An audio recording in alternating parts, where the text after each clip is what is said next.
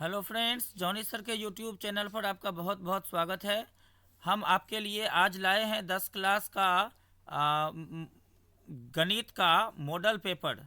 ठीक है, तो इसमें हम जो है आपको 50 ऑब्जेक्टिव प्रश्नों का उत्तर वर्णन करके बताएंगे, अर्थात बना के आपको बताएंगे। और आपको यदि वीडियो अच्छा लगेगा तो आप लाइक करेंगे, हमारे चैनल पर नए हैं तो सब्सक्राइब करेंगे। ठीक है, ताकि इसी तरह का वीडियो हम बार बार आपके लिए और अधिक उत्साह से लाते रहें। ठीक है, तो पहला सवाल चलिए पढ़ते हैं, ज़्यादा समय नहीं लेते हैं। पहला सवाल इसमें देखते हैं क्या है। बिंदु -3 और +5 किस चतुर्थांश में स्थित है? बिंदु -3 और +5 किस चतुर्थांश में स्थित है? तो आपका देख लीजिए, हम आपको डायग्राम बना के दिखा रहे हैं। ये आपका एक्स एक्सिस है, ये आपका, और ये जो है आपका वाई एक्सिस है। ठीक है, तो इसमें क्या है कि आपका ये वाला जो भाग है, ये वाला भाग, ये आपका प्रथम चतुर्थांश कहलाता है। ये आपका द्वितीय चतुर्थांश कहलाता है। ये आपका तृतीय चतुर्थांश कहलाता है। और ये आपका चौथा चतुर्थांश कहलाता है, चतुर्थ चतुर्थांश। ठीक है, अब आपका सवाल है -3 और +5। -3 और +5 आपका सवाल है। तो देखिए, पहला वाला जो होता है वो x होता है और ये आपका y होता है। इसको हम भुज बोलते हैं, इसको हम कोटि बोलते हैं। तो -3x पर आपका इधर मिलेगा, यहाँ से मिलेगा आपका, और +5 आपका ऊपर मिलेगा इस वाले में। तो यहाँ से आप आगे जाइए और यहाँ से आप ऐसे आइए, तो ये आपका जो है आपका आ जाता है -3 और +5 वाला आपका आ जाता है। ठीक है, तो कौन सा चतुर्थांश हुआ? द्वितीय चतुर्थांश हुआ। तो आपका इसका सही आंसर द्वितीय चतुर्थांश हो जाएगा। चलिए आगे बढ़ते हैं। निम्नलिखित में से कौन परिमेय संख्या है? ठीक है, तो परिमेय संख्या जो है आपका, ये √3 हो गया, √5 हो गया, √7 हो गया, 6 हो गया। ये आपका जिसका हम वर्गमूल जो है पूर्णांक में नहीं निकाल सकते हैं, वो आपका वो अपरिमेय संख्या होता है। ठीक है, तो किसी भी परिमेय में अपरिमेय को आप जोड़िए या फिर घटाइए या फिर आप गुना करिए या फिर आप भाग करिए, वो आपका अपरिमेय बन जाता है। किसी भी परिमेय संख्या में अपरिमेय से आप गुना भाग जोड़ घटाव करते हैं तो आपका अपरिमेय बन जाता है वो। ठीक है, तो उस दृष्टिकोण से आपका 2 - √3 ये आपका अपरिमेय हो जाएगा ना। उसके बाद √5 जो है ये भी आपका क्या हो जाएगा? अपरिमेय हो जाएगा। 2/√3/√3 है, तो ये तो √3 कट जाएगा तो 2 होगा। ये आपका क्या होगा? परिमेय हो जाएगा। ठीक है, और ये आपका √6 जो है ये आपका क्या हो जाएगा? अपरिमेय हो जाएगा। तो अब आप बता सकते हैं दोस्तों। ठीक है, बहुत भारी बात ये नहीं है। ठीक है, तो इसमें आपका क्या हो जाएगा आंसर? परिमेय का 2 हो जाएगा।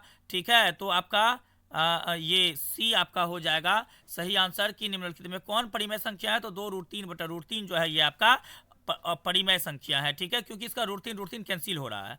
कोई बात नहीं, चलते हैं अगले वीडियो सवाल पे। अगला सवाल है हमारा, एक द्विघात समीकरण का घात होता है। ठीक है, तो एक बात आप जान लीजिए, द्विघात समीकरण का घात कितना होगा? इसके लिए आपको जानना पड़ेगा कि किस समीकरण का घात कितना होता है, उसका क्या नाम होता है। एक घात वाला समीकरण को रैखिक बोलते हैं, रैखिक समीकरण। दो घात वाला जो होगा उसको हम बोलेंगे द्विघात समीकरण। क्या बोलेंगे? द्विघात समीकरण। तीन वाले को त्रिघात बोलते हैं। तो यहाँ द्विघात है ना, नाम से ही जो है आपका दिख रहा है द्विघात, दो घात वाला समीकरण। तो घात कितना होगा दोस्तों? 2 होगा, +2 होगा। एक द्विघात समीकरण का घात कितना होगा? तो 2 होगा। ठीक है, अब हम चलेंगे 4 नंबर के सवाल में। 4 नंबर का सवाल हमारा क्या कहता है कि sin² 45 + cos² 45 बराबर क्या होगा? तो एक बात आपको हम बता देते हैं, गौर से सुनिएगा कि sin² थीटा + cos² थीटा बराबर 1 होता है। जान लीजिएगा इस बात को। ठीक है, इस बात को जान लीजिएगा कि sin² थीटा + cos² थीटा बराबर 1 होता है। तो एक बात बताइए, थीटा के स्थान पर 45 दे देंगे तो sin² 45 cos² 45 बराबर 1 होगा। sin² 30 डिग्री cos² 30 डिग्री बराबर 1 होगा। sin² 10 degree + sin cos² 10 degree बराबर 1 होगा। सीधी सी बात है, इसमें कोनो भारी बात नहीं है। ठीक है, हम ज़्यादा टाइम नहीं लेते हुए अगला सवाल पे चलेंगे। तो इसका सही आंसर क्या हो जाएगा फ्रेंड्स? सही आंसर 4 नंबर का क्या हो जाएगा? Sine square 45 plus cos square 45 का मान क्या हो जाएगा? अब तक में आप समझ गए होंगे कि 1 होगा, क्योंकि sine square theta plus cos square theta बराबर 1 होता है। समझ गए होंगे अब तक में। ठीक है, हम बहुत आसान तरीके से बताने का प्रयास करते हैं। हम प्रायिकता में चलते हैं। अब प्रायिकता से सवाल है। प्रायिकता बहुत ही सुंदर चैप्टर है, हल्का चैप्टर है, ध्यान में रखिएगा। ठीक है, घटना का के होने नहीं होने का संभावना प्रायिकता कहलाता है। ठीक है ना? तो एक घटना के होने का कम से कम संभावना जो होगा वो 0 होगा, और एक घटना के नहीं होने का अधिक से अधिक होने का या नहीं होने का अधिक से अधिक जो है मान क्या होगा, सब प्रायिकता क्या होगा, संभावना क्या होगा, 1 होगा। ठीक है, कम से कम किसी घटना की प्रायिकता जो है वह 0 हो सकती है या अधिक से अधिक 1 हो सकती है। प्रायिकता जो होगी, प्रायिकता वो आपको 0 से बड़ा उसका मान हो सकता है और 1 से छोटा हो सकता है। प्रायिकता का मान 1 से बड़ा हो ही नहीं सकता है इस जन्म में। इस जन्म में क्या, किसी जन्म में नहीं हो सकता है। ठीक है, ध्यान में रखिएगा।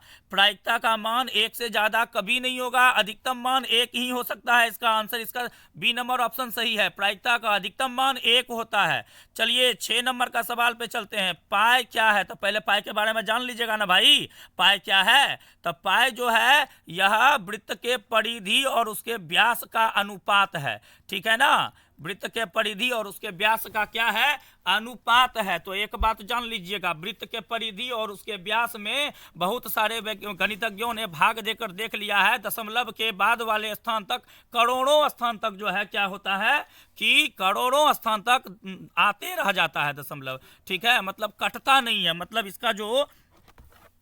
इसका जो आपका मान के चलिए कि आता है,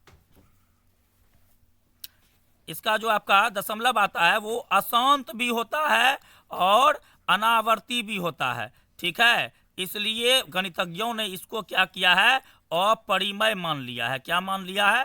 अपरिमेय। ठीक है, 6 नंबर का सही नंबर आंसर जो है क्या हो जाएगा? अपरिमेय। पाई एक अपरिमेय संख्या है। ध्यान से आप जान लीजिए, पाई एक अपरिमेय संख्या है। ठीक है, बहुपद एक्स स्क्वायर, 7 नंबर का सवाल पे चल रहे हैं। बहुपद x square plus 2x plus 1 का एक शून्यक आपको निकालना है। बहुपद x square plus 2x plus 1 का शून्यक निकालना है। तो बहुत भारी बात नहीं है ना है दोस्तों।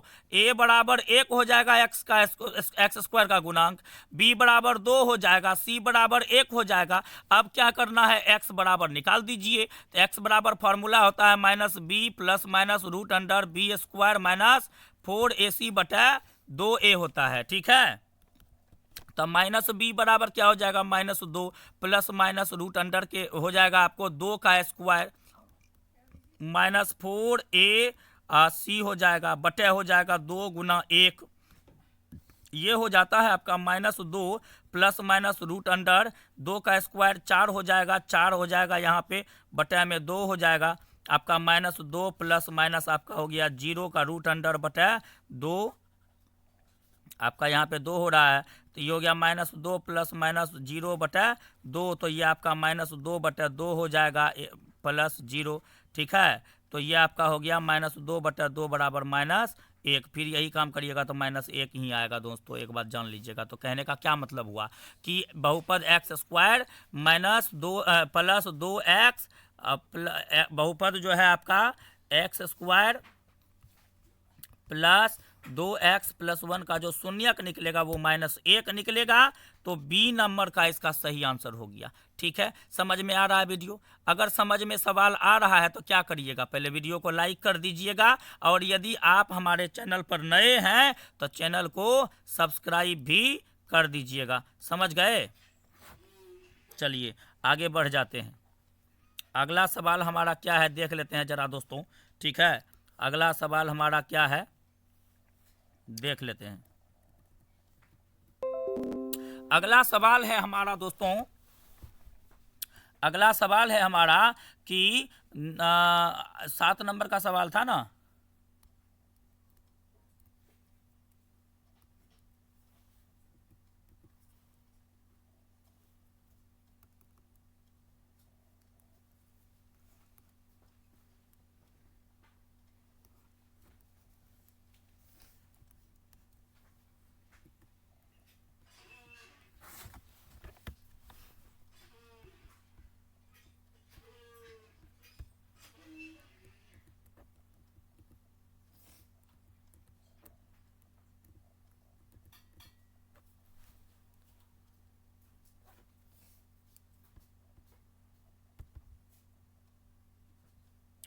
8 नंबर का सवाल पे दोस्तों चलते हैं।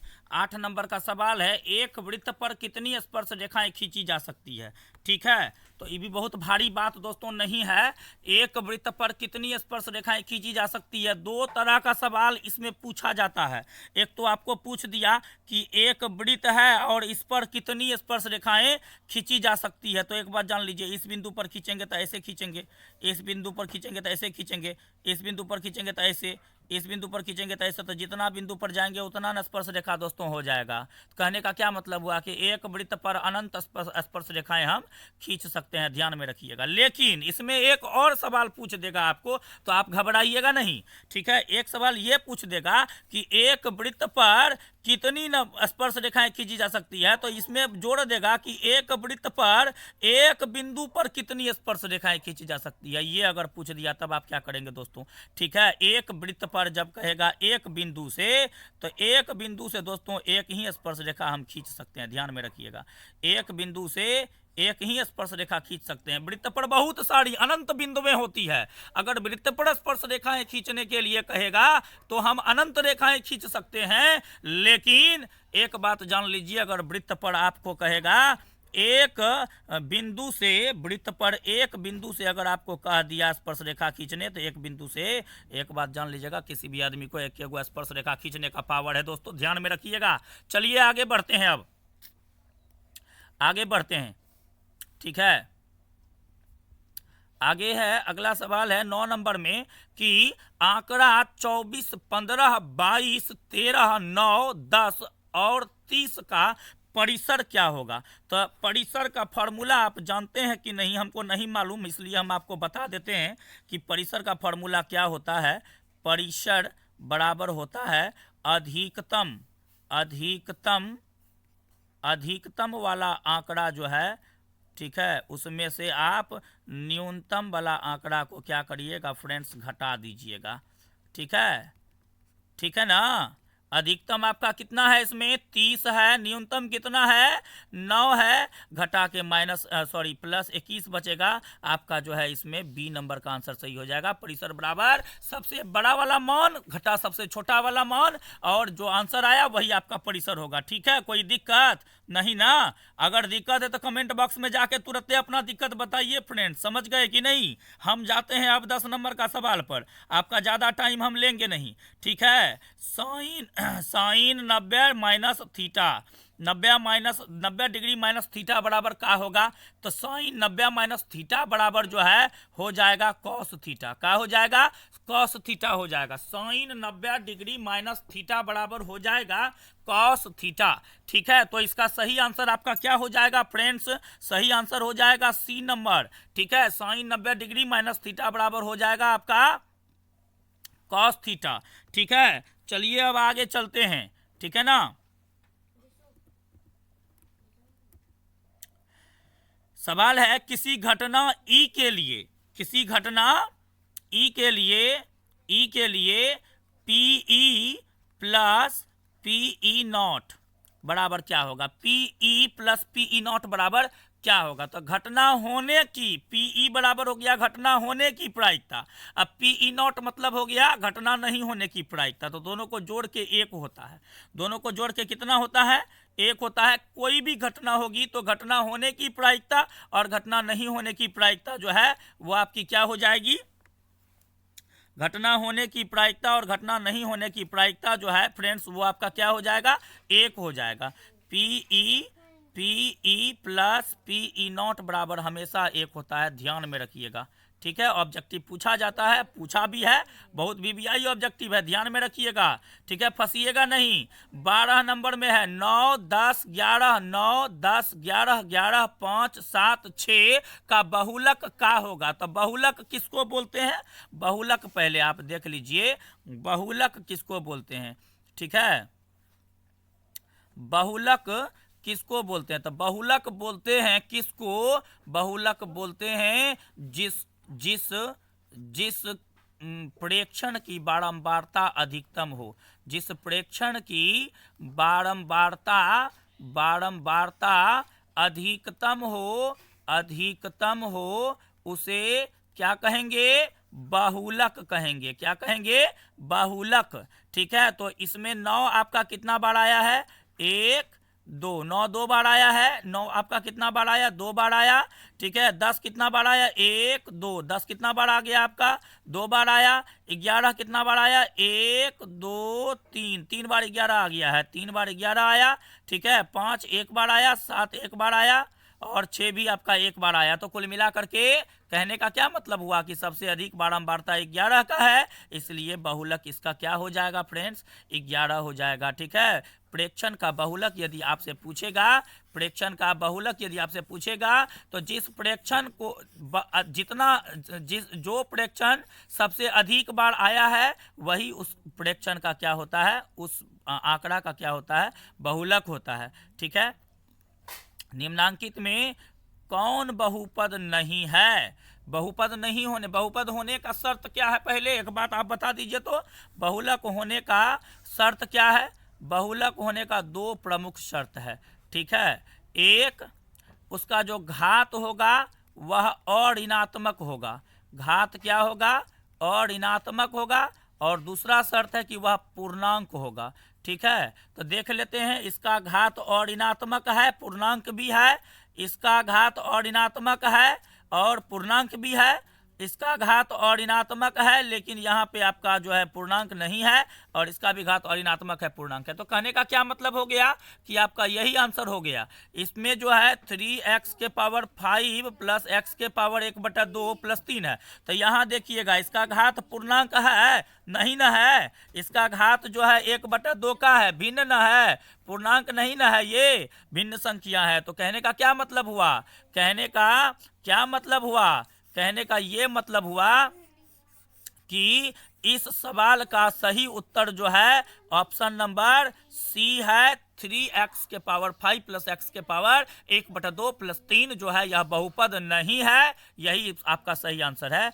14 नंबर का सवाल है, साइन 35 डिग्री बटा कॉस 55 डिग्री बराबर क्या होगा? तो देखिए, ऐसा वाला सवाल जब आएगा ना फ्रेंड्स, तो एक बात जान लीजिएगा, एक होगा इसका आंसर। ठीक है, ऐसा वाला कुछ भी आए, चाहे साइन 35 के जगह 65 हो और कॉस 55 अगर यहाँ 65 होगा तो यहाँ अगर 65 होगा आपका तो 65 5 70 20 90 यहाँ 25 होगा, समझ जाइएगा। ठीक है, क्योंकि इस दोनों को जोड़ करके 90 डिग्री होता है। इस दोनों को जोड़ के कितना होता है? 90 डिग्री होता है। तो जोड़ के देख लीजिएगा, 90 होना चाहिए। ठीक है, तो जान लीजिएगा ऐसा वाला जो भी सवाल आएगा ना तो एक ही उसका आंसर होगा। कैसे होगा तो हम आपको बता देते हैं बना करके। साइन 35 डिग्री को फ्रेंड्स आप क्या लिख सकते हैं? साइन 35 को आप लिख सकते हैं 90 माइनस 55। ठीक है, अब बटे कॉस 55 को दोस्तों आप 55 ही रहने दीजिए। तो एक बात बताइए, कुछ देर पहले एक तो ऑब्जेक्टिव आया था ना, sine 90 minus theta equal to what? तो बता देते हैं दोस्तों, sine 90 minus theta equal to cos theta. तो साइन 90 माइनस 55 बराबर दोस्तों क्या हो जाएगा? कॉस 55 हो जाएगा बटा कॉस 55 हो जाएगा। तो काटेंगे तो कितना होगा? एक के न होगा। कोनो बड़का बात नहीं ना है, समझ गए ना? तो 14 का जो है आपका क्या हो जाएगा? 14 का हो जाएगा आपका बी नंबर आंसर। ठीक है, चलिए आगे बढ़ते हैं। ठीक है, देखिए आपको यदि प्रॉब्लम होगा तो हमको आप बताइएगा। ठीक है, कमेंट बॉक्स में जाइएगा और प्रेम से अपनी परेशानी बताइएगा। ठीक है, हम भी प्रेम से उसका जवाब आपको लिख करके भेज देंगे, समझा के भेज देंगे। वीडियो बनाने लायक आपका परेशानी होगा तो वीडियो भी बना करके हम अपलोड कर देंगे। वीडियो यदि अच्छा लग रहा है ना तो लाइक कर दीजिएगा, बेईमानी नहीं करना है आपको। ठीक है, और चैनल पर नए हैं और हमको आपको यदि पढ़ाने का तरीका ठीक ठाक लग रहा है, समझने वाला लग रहा है, तो आप क्या करिएगा, हमारे चैनल को सब्सक्राइब भी कर लीजिएगा। समझ गए दोस्तों? हाँ, चलिए 15 नंबर का सवाल पे चलते हैं। 15 नंबर का सवाल पे चलते हैं। ठीक है,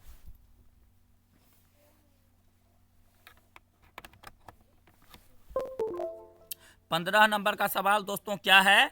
एपी 15 नंबर का सवाल। एपी आपका दिया हुआ है, क्या दिया हुआ है दोस्तों? दिया हुआ है -3 माइनस 1/2 और 2 डॉट डॉट डॉट 11वां पद। इसका क्या करना है दोस्तों?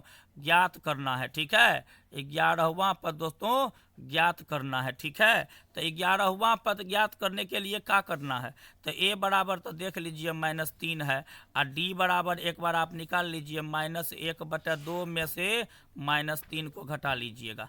ठीक है, -1/2 और +3/1, तो ये क्या हो गया, 2 हो गया।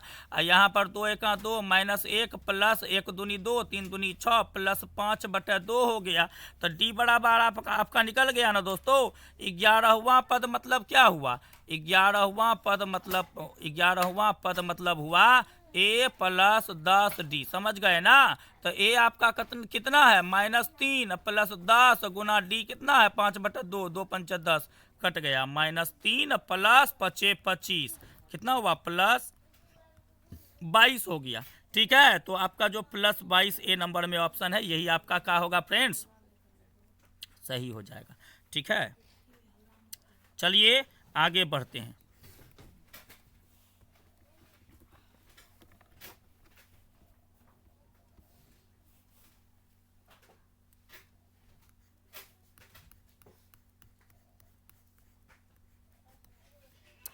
सोलह नंबर में है बहुपद 4x²। बहुपद जो है आपका 16 नंबर का सवाल है। बहुपद 4x² -4x + 1 के मूलों का गुणनफल ज्ञात करना है। मूलों का गुणनफल, मूल उसी को कहते हैं जिसको आप शून्यक कहते हैं। तो मूलों का गुणनफल ज्ञात करने का फॉर्मूला है अल्फा प्लस बीटा हुआ मूलों का योगफल -b/a होता है। अल्फा इंटू बीटा हो गया मूलों का गुणनफल c/a होता है। तो इसका c कितना है, इसका a है आपका 4, अब b है इसका -4, c है इसका +1। ठीक है, तो अल्फा इंटू बीटा निकालना है तो c/a निकालना है, तो c है 1 और a है 4, तो 1/4 इसका क्या हो गया, आंसर हो गया। तो 16 नंबर में 1/4 बी नंबर में है, तो बी इसका आंसर हो गया फ्रेंड्स।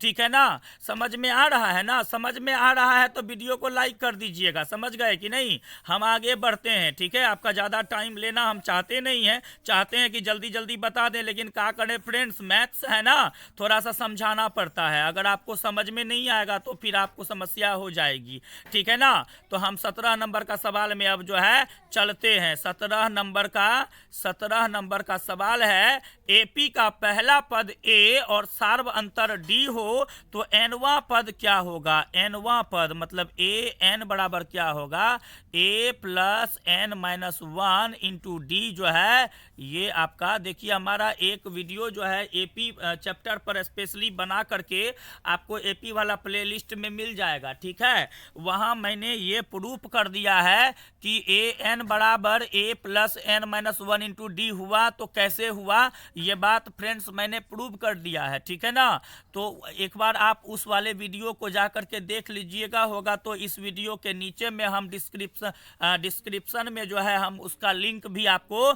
दे देंगे। समझ गए कि नहीं, तो उस वीडियो को जाके देख लीजिएगा कि an बराबर a + n-1 इंटू डी जो हुआ तो ये कैसे होता है, मैंने इसको बहुत सुंदर तरीके से बताया है फ्रेंड्स, आप वहां जाके देख लीजिएगा। ठीक है ना, तो 17 का जो आपका सही आंसर हो जाएगा an बराबर a + n-1 इंटू डी, वो आपका सी नंबर में है। तो आपका सी नंबर का सही आंसर हो गया, 17 का आंसर हो गया फ्रेंड्स सी। समझ में आई कि नहीं बात, चलिए हम चलते हैं आगे। समझ गए, आगे है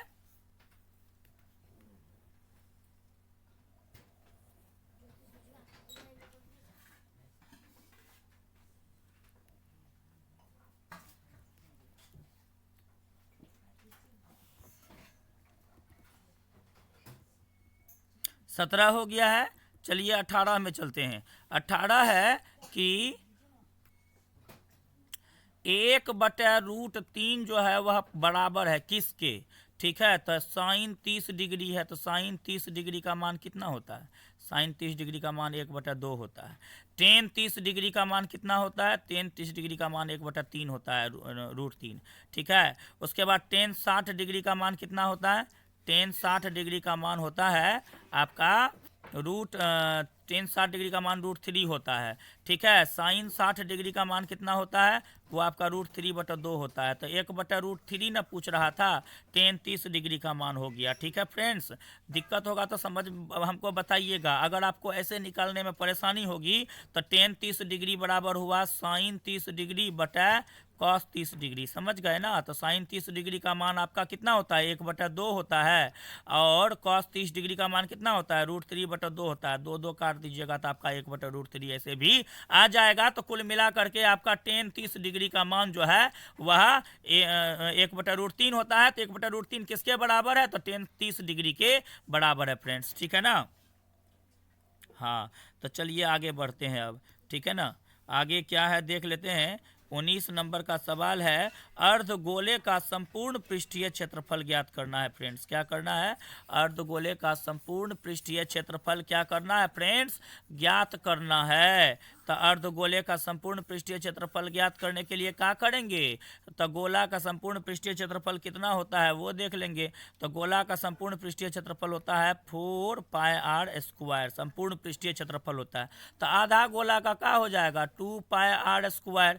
लेकिन आधा गोला में तो एक बात है ना, एक बात है, आपका इधर वाला साइड का जो है 2πr² हो गया। ये वाला जो साइड ऊपर में गोल गोल वाला देख रहे हैं, इसका भी 1πr² जुट जाता है। तो आपका 3πr² हो जाएगा। अर्धगोला का पृष्ठीय क्षेत्रफल फ्रेंड्स कितना हो जाएगा, 3πr² हो जाएगा। समझ गए ना। अब हम चलते हैं फ्रेंड्स आपको कहाँ लेकर के, 20 नंबर के सवाल पे। 20 नंबर का सवाल फ्रेंड्स क्या हो जाएगा, इसका आपका आंसर इसमें आ जाएगा 3πr²। 20 नंबर का सवाल फ्रेंड्स क्या हो जाएगा, 20 नंबर में कहता है कि √2 cos थीटा इक्वल टू 1। तो थीटा बराबर कितना, तो इसमें कोनो भारी बात है। कॉस थीटा बराबर हो जाएगा 1/√2। तो 1/√2 कॉस थीटा बराबर हो गया। तो 1/√2 किसका मान होता है, 1/√2 होता है 45 डिग्री का मान, कॉस 45 डिग्री का मान। तो थीटा बराबर आपका क्या हो गया, 45 डिग्री हो गया। बी नंबर का आंसर हुआ फ्रेंड्स। ठीक है, अब हम क्या करेंगे, 21 नंबर का सवाल आपको हम बताएंगे। ठीक है ना, 21 नंबर का सवाल देखते हैं क्या है। 21 नंबर का सवाल जो है फ्रेंड्स वह है कि अल्फा बीटा द्विघात बहुपद इतना का मूल है। ठीक है ना, द्विघात बहुपद आपको दिया है x² - 3x + 5। इसमें a बराबर 1 हो जाएगा, b बराबर -3 हो जाएगा, c बराबर +5 हो जाएगा। ठीक है ना। तो इसमें जो है आपका 1 तो अल्फा प्लस बीटा 1/अल्फा प्लस 1/बीटा का मान आपको फ्रेंड्स निकालना है। तो अल्फा बीटा का लघुत्तम अल्फा बीटा हो जाएगा। यहाँ आपका अल्फा और यहाँ आपका बीटा हो जाएगा। तो यहाँ आपका हो जाएगा -b/a, यहाँ पर हो जाएगा c/a।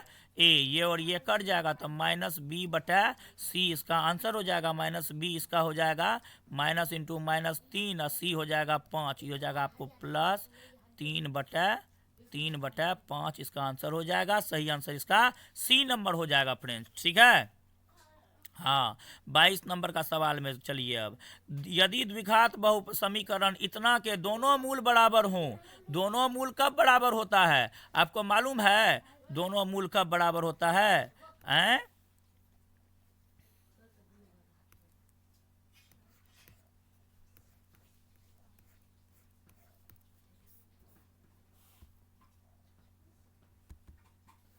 आपका जो है थोड़ा पेज सेटिंग करने में फ्रेंड थोड़ा प्रॉब्लम होता है। ठीक है, यदि द्विघात समीकरण इतना के दोनों मूल बराबर हों, तो एक बात आप देख लीजिए, ax² + bx + c बराबर 0 है। ठीक है, तो इसमें जो आपका d निकलता है वो कैसे निकलता है, b² - 4ac से निकलता है। तो d यदि आपका 3 तरीके से d निकल सकता है। एक तो आपका d जो है वह माइनस में निकल सकता है। ठीक है, एक आपका d जो है वह प्लस में निकल सकता है। ठीक है ना, धनात्मक में।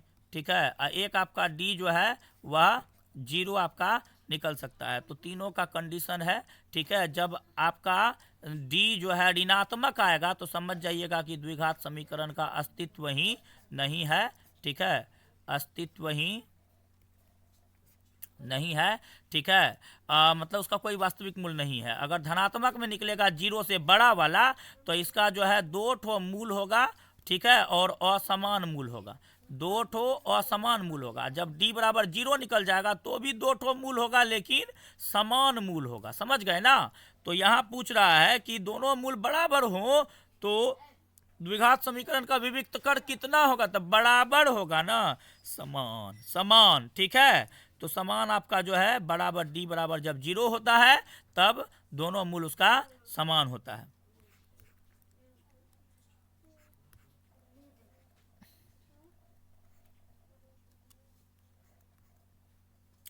ठीक है ना। चलिए आगे बढ़ते हैं। कार्तीय तल में स्थित किसी बिंदु इतना में कोटि का मान क्या होगा। तो एक बात, अभी कुछ देर पहले जो एक सवाल आया था तो उसमें हम आपको बताए थे कि भुज किसको बोलते हैं और कोटि किसको बोलते हैं। ठीक है। तो जब भी आप कोई मान देखिएगा ना फ्रेंड्स, कोई निर्देशांक देखिएगा ना, तो निर्देशांक में आप ध्यान दीजिएगा कि जो भी पहले हो, 5 6 है मान के चलिए, या फिर -6 + 5 है मान के चलिए, ठीक है। तो पहला वाला मान भुज होता है। क्या होता है? पहला वाला मान भुज होता है और दूसरा वाला मान कोटि होता है। ठीक है। पहला वाला मान क्या होता है? x का होता है। दूसरा वाला मान क्या होता है? y का होता है। x के मान को भुज और y के मान को कोटि बोलते हैं। तो इसमें कहता है कोटि का मान क्या है, तो 3 - 4 में कोटि का मान ये होगा -4।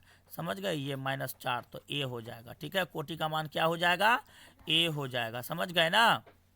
हाँ, तो चलिए आगे बढ़ते हैं। समझ गए हैं तो वीडियो यदि अच्छा लग रहा है तो क्या करिएगा मालूम है ना, लाइक जरूर कर दीजिएगा। उससे हमारा उत्साह बढ़ता है। क्या होता है? उससे हमारा उत्साह बढ़ता है। समझ गए ना।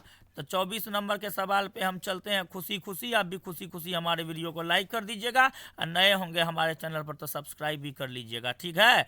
घनाभ की लंबाई चौड़ाई ऊंचाई इतना हो तो घनाभ का आयतन क्या होगा। तो घनाभ का आयतन जो होगा ना, ये आपका घनाभ है फ्रेंड्स। एक बात जान लीजिए, ये आपका क्या है, ये देख लीजिए, ये आपका जो है घनाभ है। ठीक है ना। ये आपका क्या है? घनाभ। ये आपका क्या है दोस्तों? घनाभ है। ये आपका L है, ये आपका B है, ये आपका H है। इसका आयतन जब निकालते हैं ना तो वो हो जाता है L गुना B गुना H, LBH। समझ गए। 25 नंबर अंतिम सवाल। वीडियो अच्छा लगा तो लाइक करिएगा और यदि चैनल पर नए हैं तो सब्सक्राइब करिएगा। और आपको लगता है कि भूस्खलवा जो होता है, भूस्खलवा सब, वो भी यदि हमारे वीडियो को देख करके सीख जाएगा, ऐसा यदि आपको लगता है तो एक बात जान लीजिएगा, इस वीडियो को शेयर कर देना नहीं भूलिएगा। समझ गए ना। चलिए ठीक है। त्रिभुज ABC एक समकोण त्रिभुज है, तो जिसका कोण जो है ये आपका हो गया आपको समकोण त्रिभुज, जिसका कोण B जो है ना 90 डिग्री है और कोण A जो है वह 40 डिग्री है। A हो गया, B हो गया, C हो गया, ये आपका 40 है। तो C वाला कोण कितना होगा? तो तीनों कोण मिला के कितना होता है? 180 होता है। 180 में एगो 90 हो गया, एगो 40 हो गया। 9 4 13 130। 180 में 130 घटाइएगा तो 0, 8 3 गया, 8 में से 3 घटा 5 बचा, 50 बचा ना। तो तीसरा कोण आपका कितना हो गया? 50 हो गया। ठीक है। अब वीडियो हो गया होगा बहुत लंबा। ठीक है ना। तो हम इस क्या करते हैं कि वीडियो को अब रोक देते हैं। अगला वाला पार्ट जब बनाएंगे तो 26 से 50 तक आपको बताएंगे। ठीक है। तब तक के लिए हम आपको करते हैं नमस्कार। समझ गए। ठीक है। और फिर से मिलेंगे अगले वीडियो में, अगले वीडियो में। ठीक है। इस वीडियो का पार्ट 2 में और हल करेंगे 26 से 50 तक के सभी सवालों को। तब तक के लिए नमस्कार। ठीक है। और जल्द ही मिलने की आशा करते हैं आपसे हम अगले वीडियो, इसके अगले भाग पार्ट 2 में। ठीक है। बहुत बहुत धन्यवाद। ठीक है। वीडियो को पूरा देखे हैं आप, इसके लिए बहुत बहुत धन्यवाद।